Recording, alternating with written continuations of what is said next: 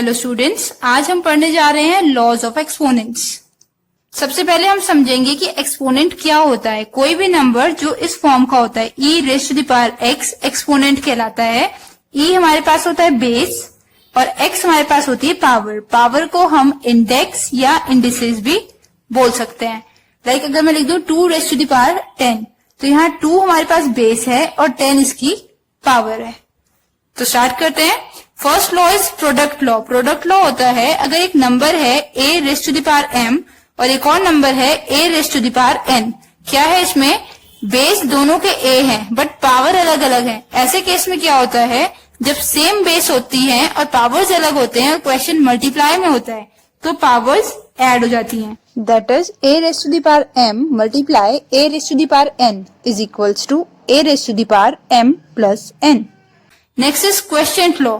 अब बोला है अगेन एक नंबर है a raise to the power m, एक नंबर है a raise to the power n। दोनों क्या है, सेम बेस वाले नंबर हैं बट इस बार डिवाइड में है।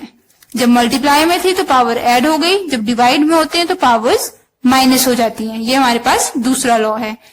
Third is power law. अगर किसी बेस के ऊपर एक पावर लगी हो और उसके ऊपर एक और पावर वर्क कर रही हो, एक ही बेस पे 2 पावर्स होती हैं तो दोनों पावर्स आपस में मल्टीप्लाई कर जाती हैं।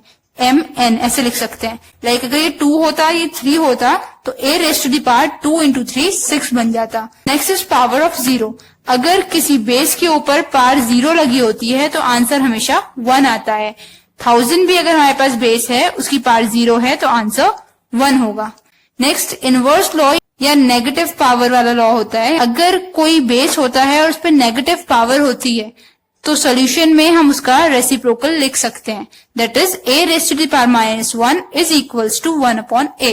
फॉर एग्जाम्पल, एक एग्जाम्पल ले रहे हैं 27 रेज़ टू द पावर -13। इसे अगर पॉजिटिव बनाना हो तो इसे हम लिख सकते हैं 1 upon 27 raise to the power 13।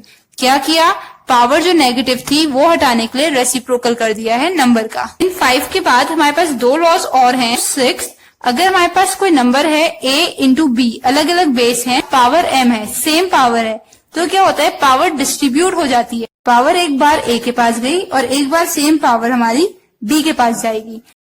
Similar law हमारा डिवीजन में भी यूज होता है। अगर 2 डिफरेंट बेस हैं a डिवाइडेड बाय b और उनके ऊपर सेम पावर वर्क कर रही है m, तो m एक बार a के पास आएगी, एक बार b के पास। That is a upon b whole raise to the power m is equals to a raise to the power m upon b raise to the power m। Example करते हैं। अगर है 4 divided by 3 whole raise to the power 2, तो हम इसे 4 raise to the power 2 divided by 3 raise to the power 2 लिख सकते हैं। तो ये 7 लॉज हमारे पास हैं। Product law, same base multiply power add होती है। Quotient law, same base divide में है तो पावर्स माइनस होती है। एक बेस के ऊपर 2 पावर्स होती हैं तो मल्टीप्लाई होती है। किसी भी नंबर की पावर 0 है तो आंसर हमेशा 1 आएगा। किसी भी नंबर से नेगेटिव हटाना हो तो उसका रेसिप्रोकल कर देते हैं। जब भी नेगेटिव हटाएंगे तो रेसिप्रोकल कर देंगे और अगर रेसिप्रोकल हटाना है तो इसे हम नेगेटिव लिख सकते हैं।